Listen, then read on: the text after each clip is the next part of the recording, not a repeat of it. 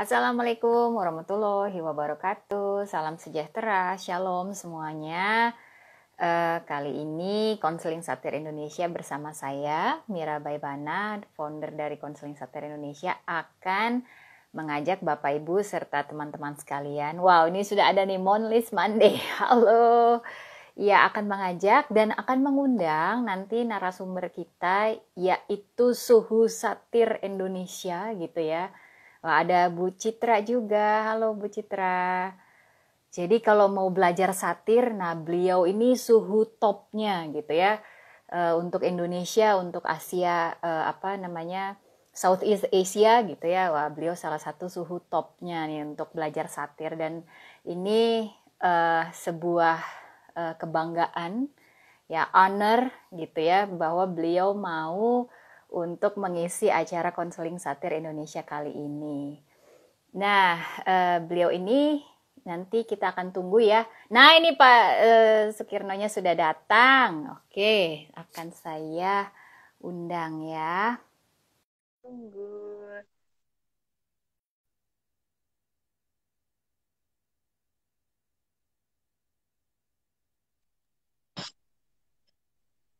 Halo Pak Kirno. Halo, Apa kabar? baik kabarnya. Terima kasih banyak untuk undangannya. Saya bisa Aduh, bicara saya di forum ini ya. Iya, saya yang bangga sekali nih Pak Kirno mau untuk mengisi acara kali ini. Nah, Pak Kirno, ini mungkin kita udah nggak ketemu, udah lama banget ya Pak ya, udah dari 2013 2000 ya, berapa? 2015 apa ya?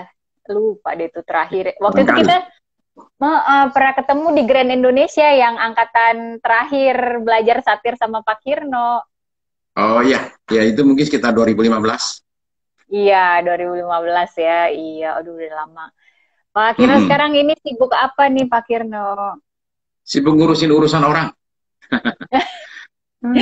Sibuk ngurusin orang. Oke, Iya, oke. gitu. Satir masih jalan terus ya Pak Kirno untuk Iya nak ya. training-training? Ya. Training-training Hmm. sementara stop dulu. Oh, Ya. oke, oke. Mungkin tahun depan kita Karena akan mulai lagi ya. iya, nanti konseling satir Indonesia ikutan ya Pak. Boleh dong. Iya, boleh boleh. Oke, nah kesempatan kali ini kita akan ini ya lebih tepatnya Pak Kirno akan memimpin untuk membahas tentang prinsip-prinsip satir ya. Ada 16 prinsip satir dan ini seperti kalau kita bisa bilang filosofi dasarnya satir gitu ya. Atau Ya, gimana Pak Kirno? Mungkin Pak Kirno ya. boleh bisa mulai. Jadi begini, konseling itu ada macam-macam caranya. Betul. Si A punya caranya sendiri, si B punya caranya sendiri. Masing-masing orang mengembangkan tekniknya masing-masing. Ya. Hmm. Nah, ya ada yang namanya teknik, katakanlah seperti orang suka kenal namanya CBT, gitu, NLP Betul. lah, atau ada namanya eh, eh, terapi struktural, ya, ada lagi Hmm. terapi eh, hipnoterapi, macam-macam. Hipnoterapi betul. Iya. Nah, masing-masing orang ini, masing-masing aliran ini, itu kenapa beda sih? Kenapa si A pakai cara gini? Kenapa si B pakai cara gini? Nah, itu semua disebabkan mereka itu punya semacam prinsip-prinsip yang membuat Hmm. dia jadi ke arah kanan, bukannya ke arah kiri. Kan kira-kira Betul. begitulah. Nah, Ya. dalam model konseling yang kita pelajari ini, yang namanya satir ini, itu ada prinsip-prinsip tertentu yang si pelakunya ini nih, praktisinya ini mesti setuju nih. Kalau nggak setuju, no way, Nggak nggak bisa. akan bisa kita lakukan hal tersebut. Ketika saya belajar satir, saya kemudian pergi ke satu negara namanya Maldives. Okay? Nah, di Hmm. Maldives itu, um, saya ketemu satu orang psikolog yang tanya sama saya, you belajarnya apa nih? Saya bilang, saya Ya. belajar model satir. Oke? Okay? Satir model. Hmm. Tahu nggak dia bilang apa? Dia bilang begini, kenapa pilih yang satu ini? Hmm. Ini terkenal paling susah. Ini dari Oh gitu orang dia yang bilang. punya, itu yang sudah psikolog senior, master di bidang itu psikologi, dan sudah keliling kemana-mana. Dia mengatakan, inilah sebenarnya kalau bisa pilih yang lain ini sulit sekali. Ya. Hmm. Tapi ada penyebab tertentu kenapa saya ketika belajar pilih model ini. Salah satu Hmm. penyebabnya adalah karena model ini termasuk yang ramah kepada yang namanya Hmm. kerohanian. Hmm. Saya punya satu video karena Januari kemarin saya ke Vancouver ketemu sama John Benman, sebagai kita punya guru besar, dan ya saya rekam dia punya pembicaraan di mana dia membagikan perkembangan terakhir dari model satir, dan kemudian dia mengatakan begini, dia bilang saya pergi ke Hmm. China nih, ya, Hmm. ke Tiongkok. Nah di China itu dia bilang saya lagi sibuk sekali, terus dia kasih tahu, tapi di China ada satu hal saya nggak boleh lakukan, saya tidak boleh Oh. ngajar tentang kerohanian, Hmm. spirituality, itu Spirituality. no-no dia bilang. Nah oke, dia Hmm. sesuaikan di sana, tapi di sini ketika saya belajar saya mengatakan ini yang cocok. Oke. Hmm. Nah, coba kita lihat ya, prinsip dasarnya itu apa aja, karena waktu kita terbatas. Betul. Nomor satu, prinsip yang pertama adalah change is possible. People. Perubahan adalah hal yang mungkin dalam diri seseorang. Oke, Tuh. perubahan eksternal bagi yang luarnya itu terbatas sih, ya. Tinggi Hmm. badan dan segitu ya, segitu aja lah ya. Lalu kemudian bentuk kulit, bentuk mata, barangkali masih bisa diubah, tapi terbatas. Nggak bisa banyak-banyak. Betul. Tapi perubahan di dalam diri kita, perubahan internal adalah hal yang mungkin. Ya. Jadi dengan kata lain, satir ini positif banget loh. Nggak ada Hmm. kasus yang nggak bisa diubah. Semua tuh bisa diubah. Keadaan di luar saya nggak bisa diubah. Tapi dalamnya saya bisa diubah loh. Ya. Saya mungkin nggak bisa mengubahkan suami saya. Mungkin nggak bisa. Tetapi saya kan bisa mengubah diri saya. Sehingga saya bisa menangani, punya cara lebih baik menangani situasi ini. Ya. Hmm. Kira-kira gitulah. Change is possible. Perubahan adalah hal Oh, yang mungkin. Itu yang pertama. sama. Simple sekali. Ya. Uh, Dua. Oke. Ini yang kedua ya. Jadi udah siap-siap nih modulnya Pak Kirno. Oh ya. Yang kedua Oke. adalah begini, kita semua memiliki sumber-sumber internal Mm-mm. yang kita perlukan untuk mengatasi masalah dengan baik dan untuk bertumbuh. Ya. Hmm. Jadi pendekatannya ini sederhana sekali. Orang yang datang konseling bukan orang yang lemah tak berdaya. Dia Hmm. adalah orang yang punya bekal dalam dirinya untuk dia bisa hadapi masalahnya nih. Dia punya contoh, dia barangkali punya ilmu, dia punya pengetahuan, dia punya pengalaman, dia punya sisi-sisi lain yang sebenarnya bisa dipakai buat nolong masalahnya nih, ya. Hmm. Nah, tapi karena sesuatu hal dia nggak bisa pakai nih ilmunya nih, nggak bisa kepake, ya. Nah, jadi tugas orang konselor adalah menolong orang itu menemukan ini nih, ilmu kamu ini, bekal kamu ini nih, pengetahuan kamu ini, itu bisa dipakai untuk menghadapi masalahnya. Nah, ini penting ya. Kenapa penting? Jadi kita melihat kepada orang yang kita konseling sebagai orang yang mampu. Bukan orang Hmm. yang, aduh ini kasihan banget deh. Enggak. Yang kita Ya. konseling adalah orang pintar, bisa mikir, dan dia tahu sebenarnya cara untuk lepas dari masalahnya. Ya, Jadi nomor dua ya. mengakses potensinya gitu ya. Ya, dia punya potensi. Dia punya sumber-sumber di dalam diri dia yang bisa dia pakai. Ya. Hmm. Nomor tiga. Oke, tiga. Nomor tiga adalah begini. Kita semua memiliki sumber-sumber, kita memiliki pilihan-pilihan. Terutama ketika menghadapi stres. Ya. Kita mau Hmm. ingat 2 R. R pertama adalah respons.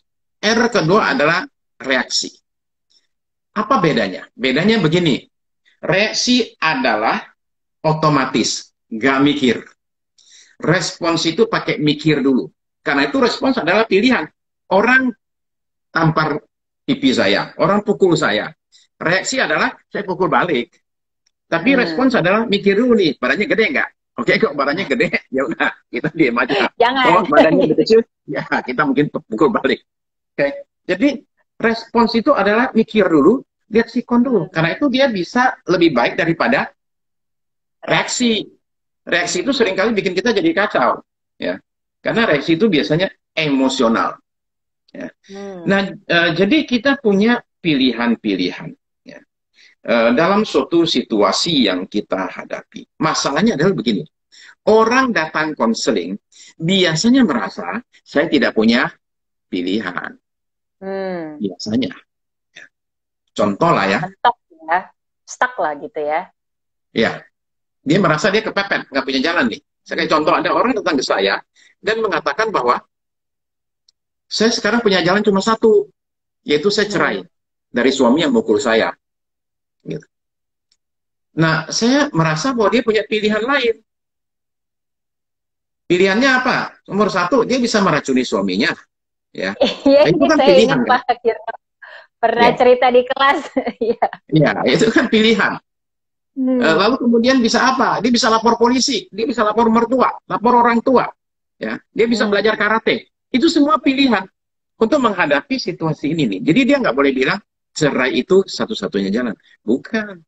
Cerai itu satu dari sekian banyak. Jadi semua kita punya pilihan-pilihan, ya.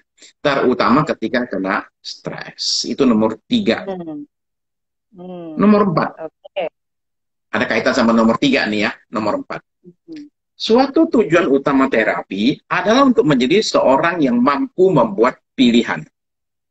Jadi kita mengkonseling orang, tujuan kita ini apa nih? Orang datang di konseling, sebenarnya dia pengennya apa nih? Utamanya adalah, kita ini mesti ketika menolong orang, membuat orang ini menjadi seseorang yang mampu membuat pilihan-pilihan yang baik dalam hidupnya. Jadi kita ajarnya untuk di konseling. Kita ajar dia untuk mikir, untuk menganalisa, dan memutuskan demikian. Nah, ini juga penting, kenapa? Supaya yang kita konseling ini jadi orang yang lebih baik. Maksudnya gini loh, jangan sampai nanti bulan depan dia kena masalah yang sama lagi, dia nyari kita lagi. Nggak bagus. Betul. Ya, jadi independen ya. Iya, dia mesti jadi independen, dia mesti menjadi seseorang yang punya kemampuan menghadapi masalahnya. Jadi nggak membebani konselor, tapi juga pada saat yang sama, dia semakin bertumbuh sebagai seseorang manusia. Jadi lebih baik, istilahnya begitu ya.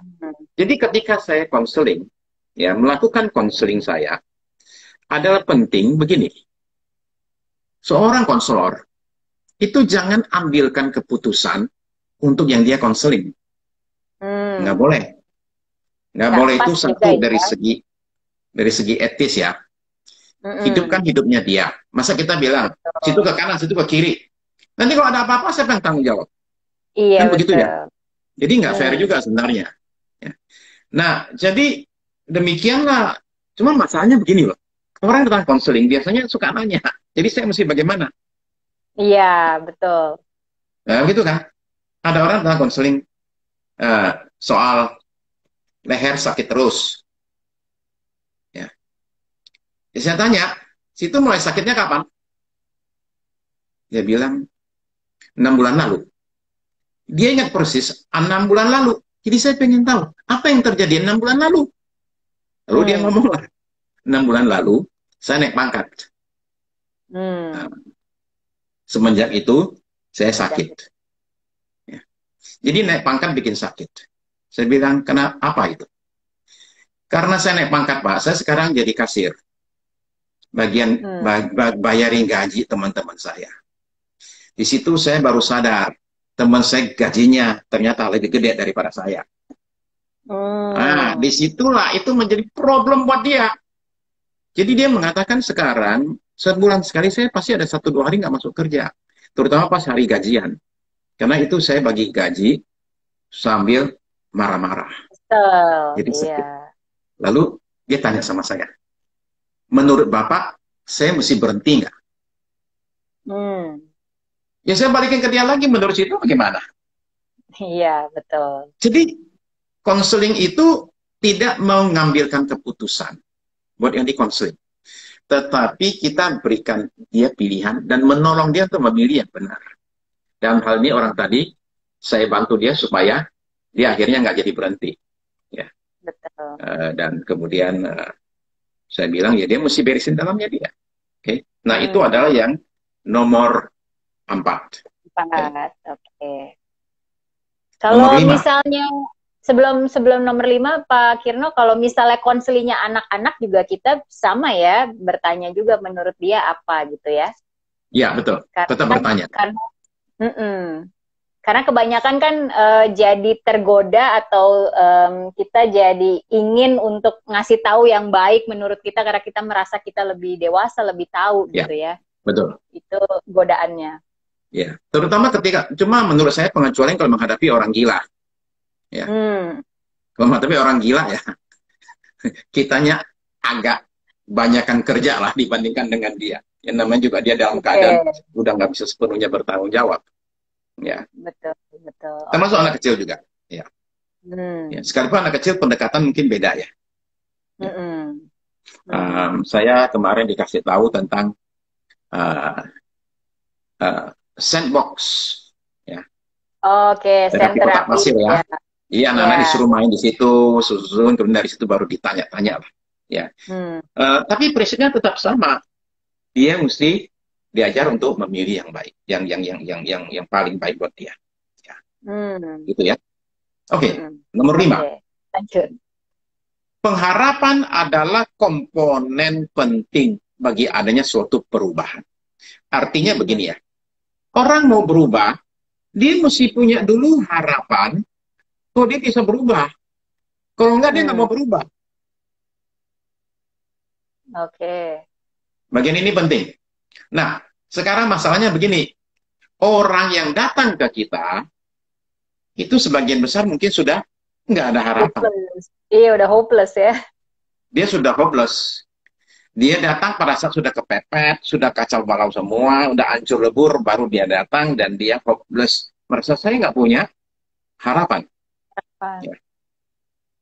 Nah itu sebabnya seorang konselor itu pertama-tama ini perlu jadi orang yang optimis nih, orang yang Hmm. selalu berharap dan dengan demikian bisa minjamin harapannya nih yang dia konseling. Hmm. Oke. Ya karena dia datang dia nggak punya harapan.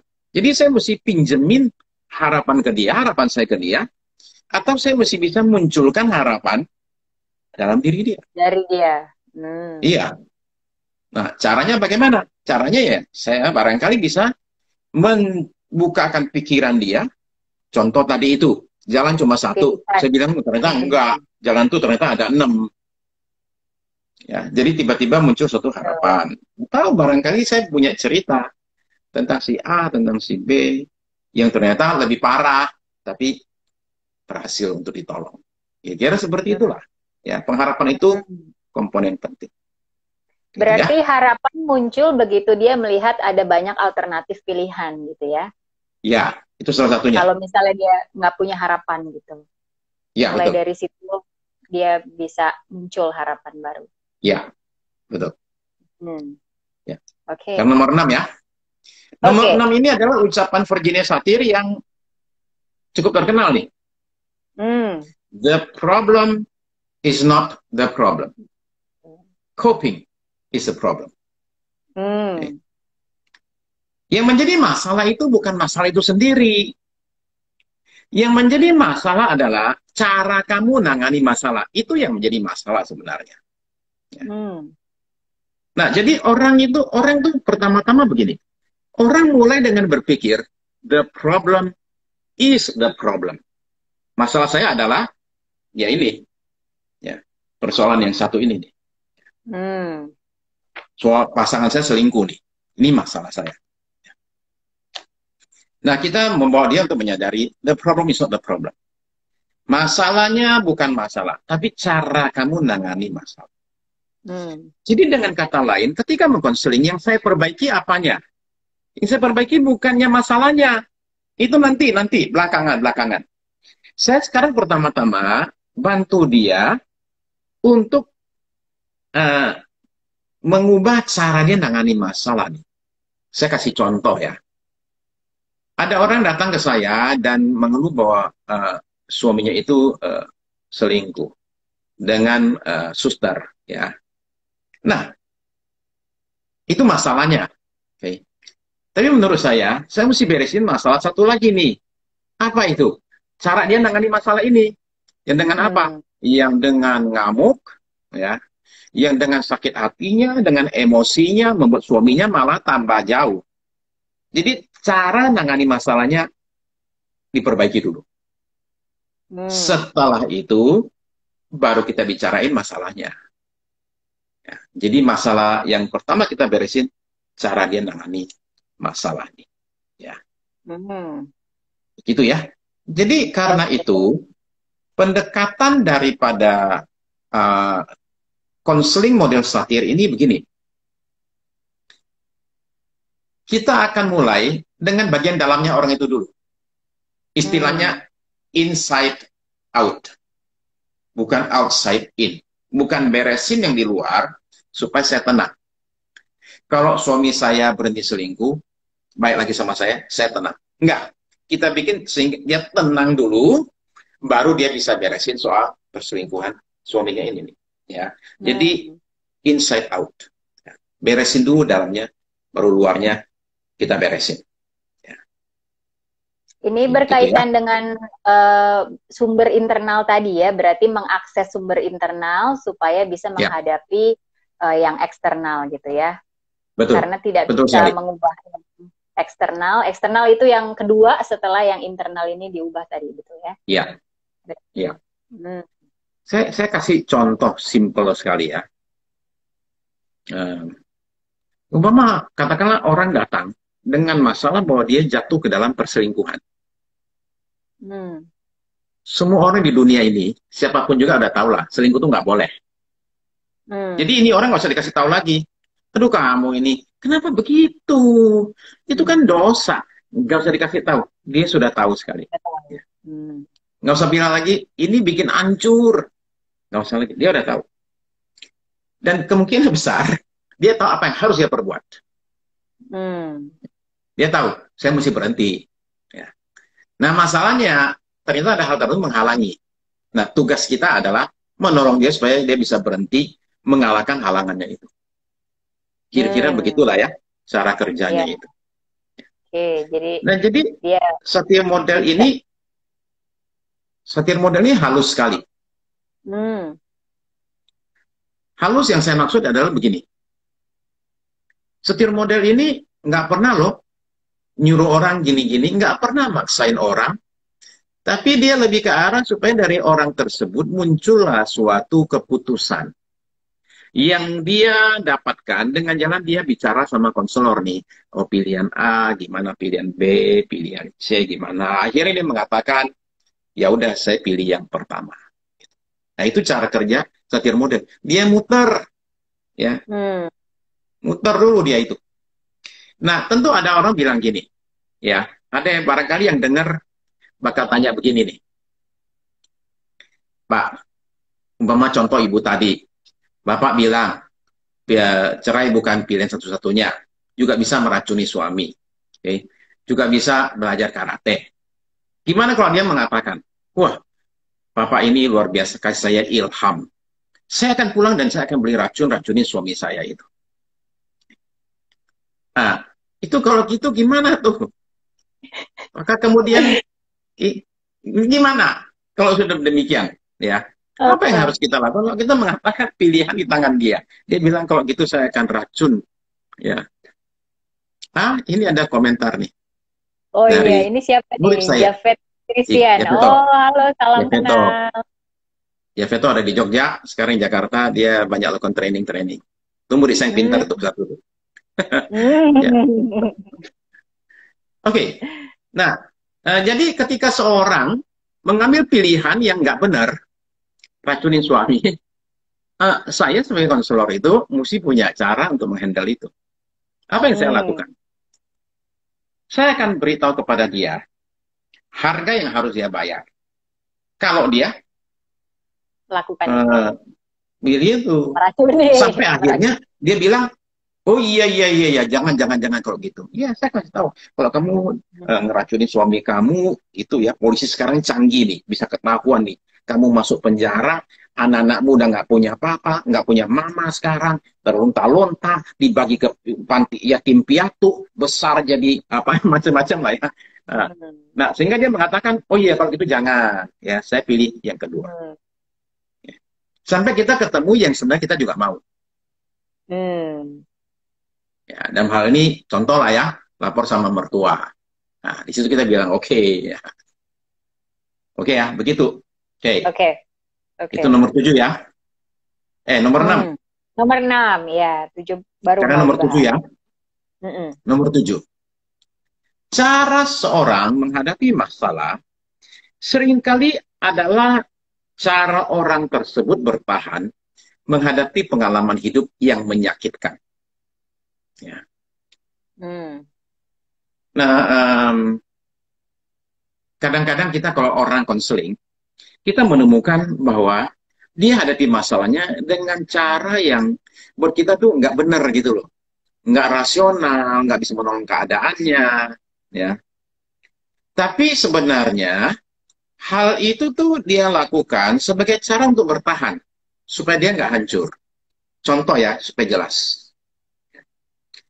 Ada orang punya masalah rumah tangga. Terus dia lari ke minuman keras. Dia mabok-mabok. Lalu kita bilang, dasar, gak mikir, kapan sih kamu minum minuman keras tanpa masalah? Tapi itu cara dia bertahan. Sekalipun itu membuat dia itu kena masalah baru. Tapi di awal dia pikir, kalau saya pergi minum, saya nggak usah mikir. Jadi itu cara Lega, orang gitu ya. hadapi masalah, seringkali adalah untuk dia bisa bertahan. Hadapi pengalaman yang menyakitkan. Ya. Jadi maksudnya gini loh, kita berusaha empati sama orang. Jangan terlalu apa namanya itu marah-marahin orang. Judgmental ya. Ya. Saya punya satu kenalan yang konseling dengan namanya model konfrontasi. Jadi kerjanya itu marahin orang. Diharapkan orang itu karena dimarahi terus lama nggak kuat. Akhirnya ya udah ada saya berubah deh. Itu pendekatan dilakukan oleh di acara TV oleh satu orang namanya Dr. Phil. Ya. Nah, itu konselornya Oprah itu. Oprah Winfrey. Oh iya iya. Yang Dr. Phil itu begitu. Marahin yang di depan TV, dimarahin sampai orang itu nggak kuat dimarahin, akhirnya mau berubah. Atau tinggalin studio, nggak kuat. Ada-ada aja ya, banyak pendekatannya. Nomor 8. Ya, 8 ya. 8 itu bilang begini, kebanyakan orang memilih keadaan yang sudah dikenal daripada ketidaknyamanan yang diakibatkan oleh perubahan. Kalau dia berubah. Ya. Ini atau terutama soal masa stres terjadi. Ini yang orang bilang mungkin bisa disebut dengan nama zona nyaman, comfort zone. Jadi ada orang-orang yang sadar nih, saya perlu berubah supaya masalah saya bisa diselesaikan. Tapi dia sadar dia perlu berubah, tapi dia nggak mau berubah. Karena kalau dia mesti berubah, dia mesti hadapi situasi baru yang nggak nyaman. Dia nggak mau. Ya. Saya kasih contoh. Ya. Katanya ada penyakit namanya sindroma kursi roda. Yaitu orang kalau duduk di kursi roda kelamaan, di awal itu dia masih bisa jalan loh. Cuma karena barangkali kaki agak sakit lah dan sebagainya gitu. Lama-lama didorong, dia keenakan di kursi roda. Atau katakanlah contoh lah seseorang yang benar-benar lumpuh nggak bisa jalan, ya di kursi roda kan. Terus suatu hari datanglah dokter khusus ini, dokter hebat ini, yang mengatakan saya punya suntikan, sekali suntik kamu akan langsung bisa berdiri dan kamu akan bisa jalan. Belum tentu orang itu mau. Kenapa? Karena kalau dia berdiri bisa jalan, dia mesti hadapi situasi yang baru sama sekali. Kalau sekarang kan tinggal teriak. Mau makan, mau minum, mau mandi, semua orang ngurusin dia. Kalau dia berdiri, dia minta makan ya orang bilang ya ambil sendiri, udah bisa jalan. Ya, Nah, jadi itu betul. nggak enak. Jadi mungkin orang bisa nggak mau berubah. Jadi kalau hadapi klien, Hmm. kena klien yang kita juga, aduh ini orang bikin pusing aja. Kenapa sih nggak mau berubah? Tolong pahami. Hmm. Ini yang disebut oleh nomor 8 ini. Deh. Ya, dia cenderung Hmm. tetap di tempat yang sama. Ya, sitkon yang sama. Hmm. Oke, next ya. Nomor 9. Oke. Perasaan adalah milik kita. Kita Hmm. bertanggung jawab atas perasaan kita. Ini simple, tetapi ini dalam sekali loh. Dan Oke, susah. perasaanmu adalah perasaanmu, perasaanku adalah perasaanku. Kan begitu kan? Semua orang juga tahu, masa perasaan saya Hmm. punya dia. Tapi begini, Hmm. saya kira ini simple, tapi dalam sekali. Artinya begini, eh, karena perasaan adalah punya saya, maka sayalah yang mengendalikan perasaan saya. Saya kasih contoh ya. Umpama nih, Mira ini kan sering bantu ini guru-guru BK kan, guru-guru bimbingan konseling. Yang barangkali pernah bilang gini, kalian jangan ribut ya, oh, jangan bikin bu guru pusing atau apa gitu, atau anak sama anak, jangan bikin mama Hmm. marah ya. Ya. Jadi yang bikin mama marah siapa? Anak itu. Ya. Demikianlah perasaan bukan lagi milik kita, tapi miliknya orang lain, dipegang oleh orang lain. Ibaratnya nih, kalau saya kayak contoh lah ya, remote control. Ya. Semua kita Hmm. ini punya remote control dalam diri kita. Nah, tombolnya itu macam-macam lah, tombol marah, tombol sedih, tombol jengkel, macam-macam. Tombolnya dipencet, Hmm. kita marah. Itu kan demikian. Nah masalahnya, remote kita dipegang orang lain. Dia pencet terus, kita marah terus. Akhirnya perasaan bukan lagi milik kita, tapi milik orang tersebut. Ya, Hmm. saya handle kasus-kasus kemarahan, terutama kemarahan. Jangan bikin saya marah. Artinya Hmm. marah apa enggak tergantung orang lain. Tergantung. Ya dikendalikan orang lain. Ya. Iya, betul. Jadi remote-nya mesti dibalikin dengan jalan bilang gini, marah nggak marah mah urusan saya. Ya. Hmm. Loh, kalau orang contoh ya datang ke saya, terus maki-maki saya, terus ngeludahin saya, gaplok saya. Kalau saya nggak mau marah, bisa nggak? Bisa. Bisa sih. Ya, bisa. Masalahnya adalah kita ini seringkali itu bereaksi. Jadi begitu Hmm. dimaki, langsung marah kita naik. Bisa nggak marah? Bisa. Ya. Tampar pipi kanan, jangan balas pipinya yang satunya. Nah, tapi kita kasihkan pipi yang sebelah lagi. Ya. Dia nampar 2 kali dong, Pak. Ya, begitu. Ya. Oke, itu Oke. nomor 9 ya. Jadi saya sedih Oke. atau saya marah, saya jangan salahin orang lain. Saya jangan bilang gini, Hmm. kamu sih bikin saya sedih terus. No, no, no. Sedih itu adalah keputusanmu sendiri, pilihanmu, bukan orang lain yang bikin. Ambillah kembali remote control itu. Ya. Itu nomor Oke. 9 ya. Hmm. Ya. Oke, sekarang kita ke nomor 10. 10. Hmm. Kita tidak dapat mengubah masa lalu. Tapi kita bisa mengubah dampak masa lalu terhadap diri kita. Ya, dampaknya bisa kita ubah. Masa lalu sudah lalu, mau diapain lagi? Ya, nggak bisa diapa-apain. Ya. Nah, saya nggak bisa apa-apain masa lalu saya, tapi saya bisa mengubah dampak masa lalu, karena masa lalu itu dampaknya itu besar sekali buat saya. Ya, bukan masalahnya yang saya ubah, tapi dampaknya. Ya. Contoh umpama ya, ada orang begini, waktu kecil dipukul sama orang tua, ya, wah dipukul keras sekali. Ya. Sampai sekarang kalau ingat kejadian itu masih marah. Hubungan sama orang tua tidak bagus. Nah, oke, orang ini nggak bisa mengubah fakta pemukulan itu, udah terjadi, dia nggak bisa batalin kayak apapun juga. Ya. Yang bisa diubah itu apa? Dampak dari pemukulan itu, yaitu saya marah, sama hubungan Hmm. terganggu. Nah, itu yang bisa diberesin. Ya. Hmm. Ketika saya dulu di konseling di kelas, yang konseling itu guru besar kita nih, John Benman. Dan Dia benar. mengkonseling saya. Dan saya temukan sesuatu yang menarik. Menurut saya menarik sekali. Hmm. Yaitu bahwa selama 1 jam, dia konseling saya, dia nggak bisa apa-apa.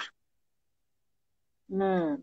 Sayanya capek, dia sih saya nggak tahu capek apa nggak ya. Tapi ya udah gitu aja, ngomong-ngomong nggak ada sama sekali suatu momen, suatu Bahkan. breakthrough, nggak ada. Hmm. Yang dibicarakan apa waktu itu? Itu hubungan saya sama abang saya yang nggak baik. Hmm. Saya nggak berantem sama abang saya, nggak pernah berantem, nggak berantem. Oke. Tapi adalah kami itu eh, ya kalau telepon itu setahun 2-3 kali. Padahal tinggal satu Hmm. kota. Setahun 2-3 kali. Dan kalaupun telepon saya mau cepet-cepet turunin. Cepet-cepet tutup. Nggak mau bicara lama-lama. Dan saya nggak tahu tuh kenapa. Nggak tahu. Sampai akhirnya di kelas di konseling. Dan akhirnya ditemukan sumber masalahnya. Setelah 1 jam konseling, nggak ada perubahan sama sekali. Ya. Sabar Akhirnya juga saya ya satu sama, jam. iya bayangin ya, Sabar itu juga master loh. gentleman.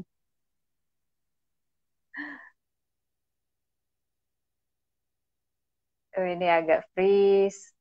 Ini saya yang freeze apa Pak Kirno yang freeze ya?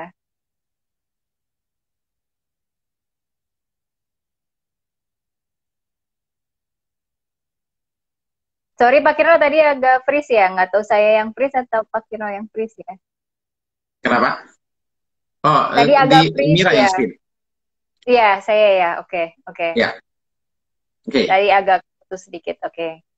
Ya. Nah, anyway, jadi akhirnya demikianlah. Tapi suara tetap terdengar. Gambarnya aja Hmm. agak terang. Iya, Jadi oke. demikianlah setelah 1 jam, dia suruh saya tutup mata. Ketika Hmm. tutup mata itulah saya lihat diri saya waktu masih remaja, umur belasan tahun, ya, masih remaja. Dan disitulah hari itu saya menyadari apa yang menjadi masalah. Kenapa saya Hmm. sama abang saya itu nggak bisa ngomong lama. Ya. Hmm. Oh, saya yang freeze ya. Oke. Ini ada dari Oh Ibu iya, Bu Gita bilang Juliana. kenapa yang freeze saya. Oke. Oke, berarti agak diulang sedikit mungkin ya, Pak. Oke. Oke, saya ulang sedikit ya. Ini kita sedang bicara soal masa lalu nggak bisa diubah, tapi dampaknya Hmm. bisa diubah. Oke, nah ini yang terjadi Ya, adalah ketika saya di ya. konseling tentang masa lalu saya dengan abang saya Hmm. dulu tuh hubungan tidak bagus.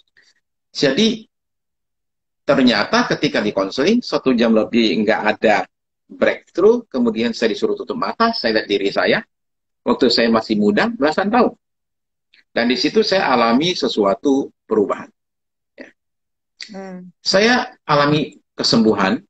Dan ketika saya pulang ke Jakarta, terjadi satu hal yang menarik ya. Saya bisa bicara sama bang Hmm. saya selama 1 jam di telepon. Dulu Tahan satu ya. menit, dulu 1 menit, sekarang 1 jam. Hmm. Nah, apa yang berubah? Nggak ada yang berubah. Tapi diri saya berubah. Saya mengalami yang namanya kesembuhan. Ya, begitu. Ya. Hmm. Nah, ini Cecilia Wijaya. Kalau mau konseling, gimana caranya, Pak? DM aja ya. Oke. Langsung, silakan. Ya. Ya. Oke, jadi nggak Tadi bisa berubah masa lalu. ada mm-mm. Ya, Apa Pak Kirno disuruh memejamkan mata, terus apa yang terjadi tuh Pak Kirno untuk waktu saya pas pejamkan mata, tiba-tiba saya nggak lihat TV. Kayak lihat TV di Oh, depan mata oke. saya itu, saya lagi berdiri, saya yang sekarang ini nih, di depan saya Mm-mm. ada diri saya yang waktu masih berumur belasan tahun. Saya kenal dia Hmm. gara-gara kaosnya. Oh, Kaosnya itu oke. kaos favorit saya. Jadi lucu ya. Hmm. Saya bisa lihat diri saya ketika belasan tahun memakai kaos favorit saya, lagi berdiri di lapangan basket di belakang rumah. Terus saya yang dewasa ini ada di depan dia. Nah, Hmm. kenapa lapangan basket? Konteksnya, karena ternyata saya sama abang saya itu masalahnya itu ada di lapangan basket. Oh, oke. Kita punya gesekan itu terjadi di lapangan basket. Jadi berdiri demikian, lalu saya lihat ke anak ini, ABJ ini, Hmm. uh, dan kemudian saya tuh kesian, ya. Uh, Bu Farah nih nanya. Flashback Ketika ini flashback termasuk uh, satir. ini teknik ya. Oke, ini teknik Hmm. ya. Teknik satir bisa macam-macam menjawab Elva. Iya, Bu Ya, Farah. teknik macam-macam. Hmm. Jadi kemudian apa yang terjadi adalah saya melihat diri saya yang masih remaja itu, kemudian saya kasihan. Karena saya kasihan, saya peluk dia. Hmm. Jadi saya maju, Hmm. saya peluk dia. Ketika saya peluk dia, saya menangis. Jadi di depan kelas itu, dilihatin orang satu kelas itu, saya nangis, nangis, nangis, nangis, nangis. Um, Kemudian saya peluk diri saya itu. Ketika saya peluk si remaja ABG ini nih, yang kelihatan sedih banget, lagi sendirian, lonely, rejected gitu ya. Hmm. Ketika saya lihat dia, saya peluk dia, dan tiba-tiba dia jadi hilang. Hilang. Hmm. Hilang, dan kemudian saya buka mata sambil nangis. Hmm. Lalu disuruh cerita apa yang terjadi. Ya. Nah, kesembuhan dari situ. Ah, Ya. oke. Ya, ini kita dapat akar masalahnya kira-kira seperti demikian lah. Ya, Mm-mm. oke. Mm-mm. Itu nomor 10. Ya. Nomor 10, betul. Jadi Oke, nomor dampaknya 11. ya dalam dalam sesi itu dampak masa lalu jadi berubah ya, Pak Kirno, sehingga Ya, menghadapi kakak jadi lebih tahan untuk komunikasi lebih lama gitu ya. tiba-tiba terjadi sesuatu koneksi yang nggak pernah ada sebelumnya. Saya sama kakak Hmm. saya itu mesti ketahui bahwa kami berdua ini itu tidur satu kamar dari saya kecil sampai saya kuliah. Hmm. Tidur satu kamar, dekat sekali. Ya. Kemudian ketika kami merantau ke Jakarta, kami tinggal satu rumah. Jadi ini bicara Hmm. hubungan yang dekat sekali, tapi somehow tiba-tiba jadi ada jarak. Yang susah Oke. dijelasin. Hmm. Pak, kisah Eleanor Roosevelt mengunjungi rumah sakit jiwa bisa diulangi, lupa saya. Ibu Cincong. Cinjong ini, Atau mungkin Bapak. kita, oh Bapak, sorry, saya pikir Ibu. Atau mungkin kita selesaikan dulu prinsipnya baru, atau ini ada hubungannya Pak Kirno, kisah Eleanor Roosevelt ini. Ya, kira-kira soal Eleanor Roosevelt itu adalah soal pilihan. Jadi Hmm. Eleanor Roosevelt ini, waktu jadi istrinya, waktu suaminya masih jadi gubernur, Franklin Delano Roosevelt, jadi istrinya Hmm. ini mengunjungi rumah sakit jiwa, mau sidak, mau lihat keadaan gimana. Hmm.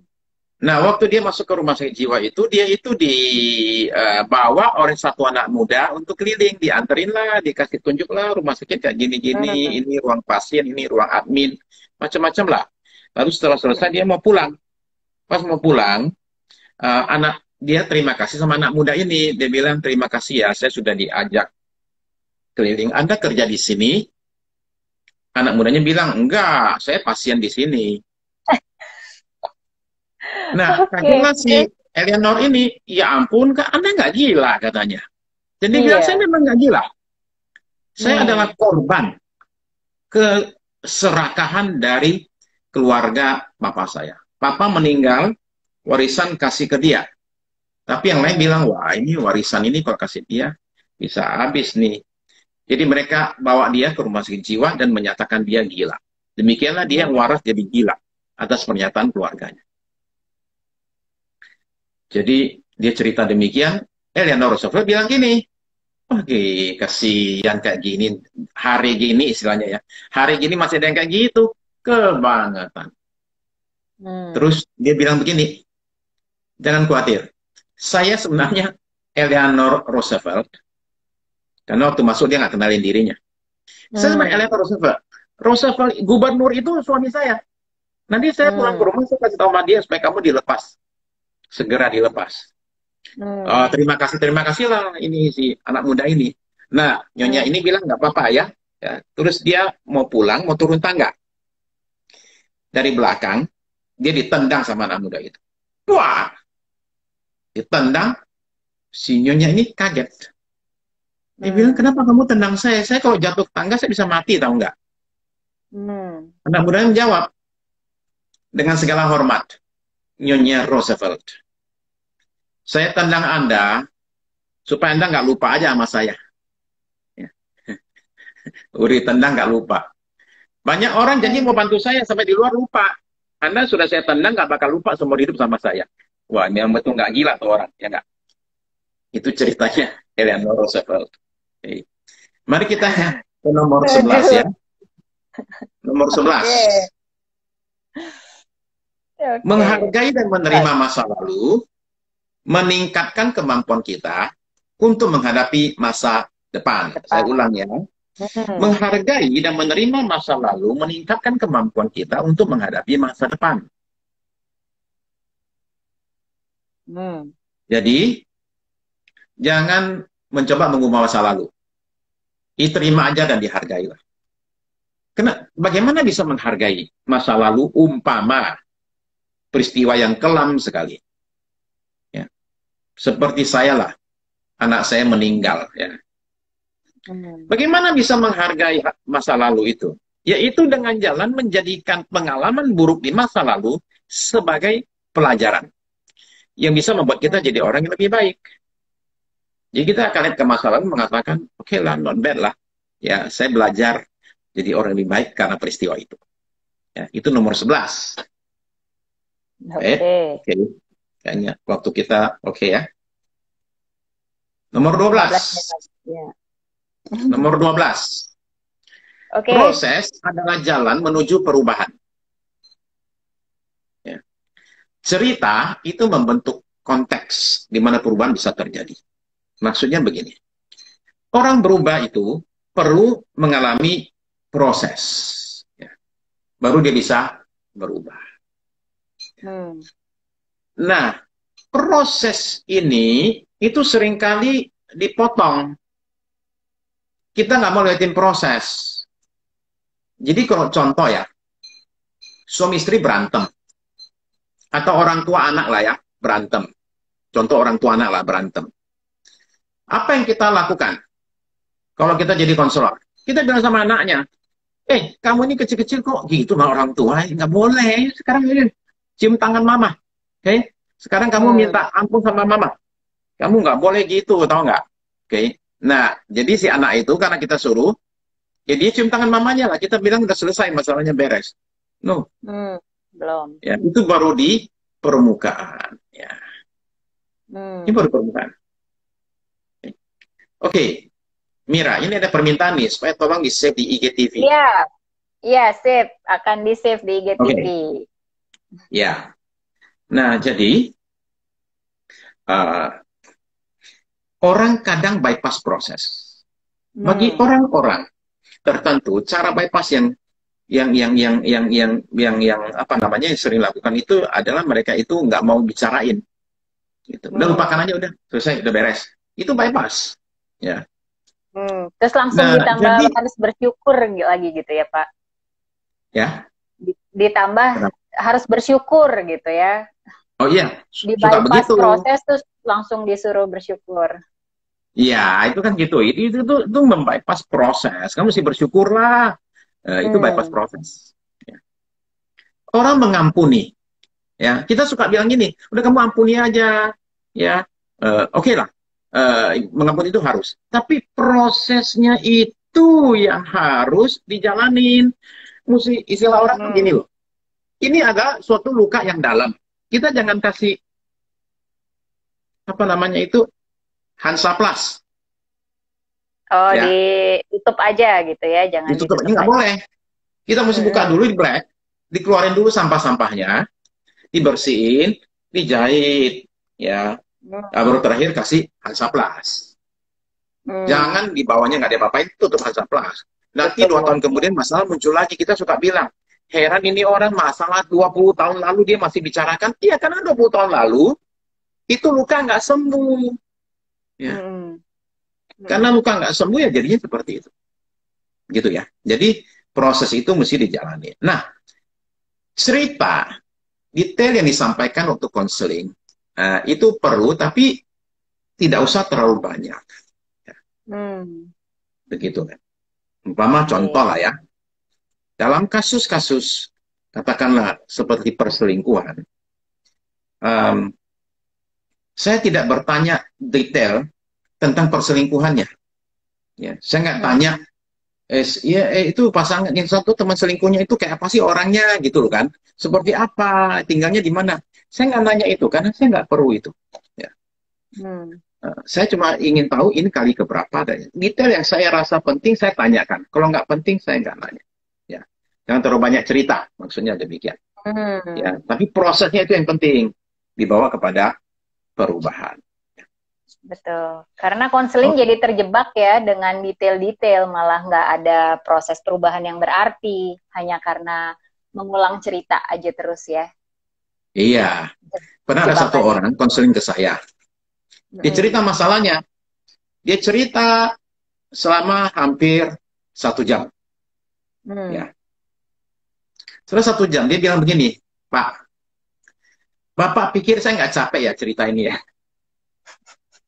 Saya sudah cerita ke 49 orang, Bapak nomor 50. Saya dalam hati mikir, Bapak nggak Hmm. mikir saya juga capek dengerin cerita Bapak. Tapi ini dulu Oke. ya, dulu waktu saya belum Hmm. belajar satir. Jadi biarin orang Oke. cerita. Ya. Ah, ya. Sekarang akan Ini saya potong, bedanya ya. saya akan cut, cut, cut, cut.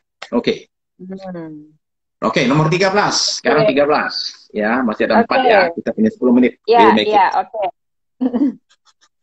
Cara orang menangani masalah adalah gambaran dari tingkat gambar diri seseorang.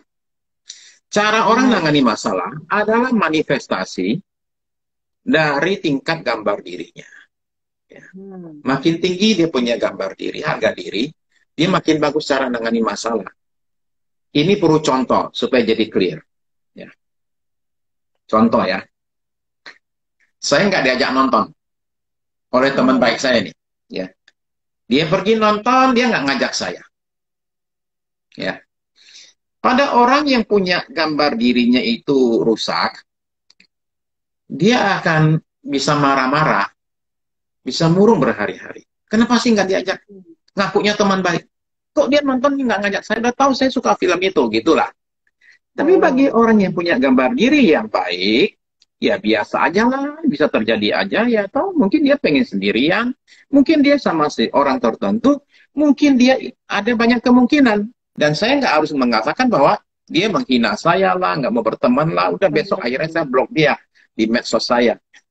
Kan Hmm. nggak harus demikian. Ya, jadi Betul. begitulah semakin seseorang punya gambar diri yang sehat, dia makin bisa handle hal-hal demikian. Hmm. Ya, makin Nggak baik. baperan ya. Kayak itu Nggak istilahnya gitu, baper. baper. Kira zaman sekarang, baperan. Betul. Ya, begitu. Oke. 14. 14. Semua orang secara umum bermaksud melakukan yang terbaik yang mereka bisa. Ya. Hmm. Hanya karena hal tertentu, mereka nggak bisa lakukan itu.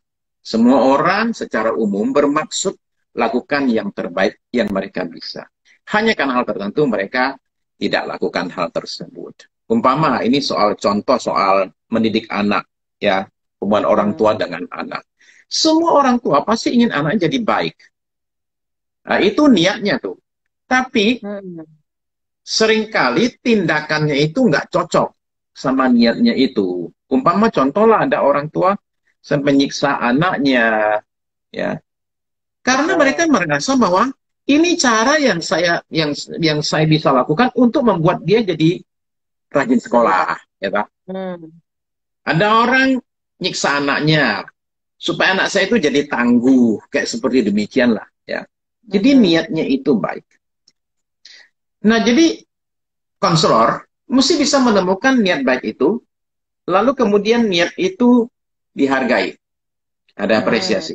Anda berniat baik dengan jalan nyiksa anak nih. Oke, Anda berniat baik. Hmm. Oke, kita hargai niatnya.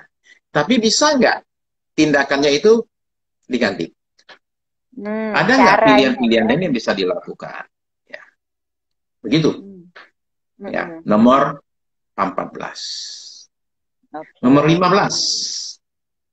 Hmm. Nomor 15. Proses jiwa manusia adalah universal. Karena itu, prinsip kesembuhan bisa diterapkan di lintas budaya, ya, dan lingkungan yang berbeda. Proses jiwa manusia itu universal. Semua orang sama aja, mau kulitnya putih, hitam, kuning, hijau, kelabu, sama aja. Kalau digaplok, dia sakit, ya kan? Ya, ya, dia marah. Ya. Kalau dihina, dia terluka. Semua sama aja, nggak peduli bule ya, atau warna kulitnya apa seperti apa. Semua manusia, apapun suku dan rasnya, sama aja. Jadi karena itu, proses ini, konseling terapi ini, bisa diterapkan di mana-mana. Nah ini menolong saya nih. Saya konseling ya orang dari Indonesia, orang Singapura, orang Malaysia, orang Hong Kong, orang Jepang, orang Amerika, ya, orang Australia, segala macam. Ya, saya akan konseling orang dari semua macam background, dari contoh lah yang beragama sampai ke yang ateis. Saya konseling nggak? Saya konseling ateis. Ya. Dan nggak jadi masalah. Saya bisa terima ateis sekalipun, saya terima apa adanya. Ya. Kalau dia mau konseling, saya akan terima. Ya. Begitu. Oke. Terakhir karena ya. proses ya, karena prosesnya sama ya Pak, tetap menemukan akar masalah dan Ya. Membantu menemukan potensi gitu ya. Betul. Mau dia orang apa gitu ya. Betul. Ya. Jadi ini mudah-mudahan ini yang belajar konseling satir dari Mira ini bisa punya kepercayaan diri untuk berani lakukan apa yang perlu dilakukan. Betul. Ya. Kita tidak harus takut, wah ini orangnya beda nih gitu. Enggak, sama aja. Betul, sama aja. betul. Betul, karena prosesnya universal ya. Iya. Oke, terakhir. Oke, terakhir. Ya. Sarana atau alat kesembuhan yang terampuh di ruang konseling adalah pribadi sang konselor. Ini menarik. Nah, ini dalam ini. Ya. Iya, betul. Ya. Begini, kita ini belajar ilmu konseling, teknik konseling. Tapi sebenarnya ujung-ujungnya itu bukan itu yang paling penting sih. Tapi pribadi kitanya ini nih. Ada orang nggak pernah belajar ilmu konseling, tapi banyak orang nyari dia, suka ngomong sama dia, merasa ketolong sama dia, ya. Jadi semua ilmu yang kita pelajari itu nggak banyak gunanya kalau kitanya ini belum beres nih. Istilahnya kalau bicara contoh ya, kita ini mau nyapu nih ya, sapunya sendiri belum bersih, ya gimana mau membersihkan? Jadi sapunya mesti bersih dulu, baru bisa nyapu. Ya. Nah, itu sebabnya menurut saya, kenapa belajar konseling satir itu menjadi sesuatu yang berbeda dengan yang lain. Karena dalam ketika orang belajar konseling model ini, orang tuh belajar kesembuhan diri sendiri dulu nih, menyembuhkan diri sendiri nih. Ya. Saya kasih list ya, apa saja yang sembuh dalam diri saya ketika saya belajar. Nomor 1, saya sembuh dari peristiwa anak saya meninggal, yang saya tangisi bertahun-tahun sampai 7 tahun. Ya. Saya sembuh dari satu hal, yaitu tentang hubungan saya dengan abang saya. Ya.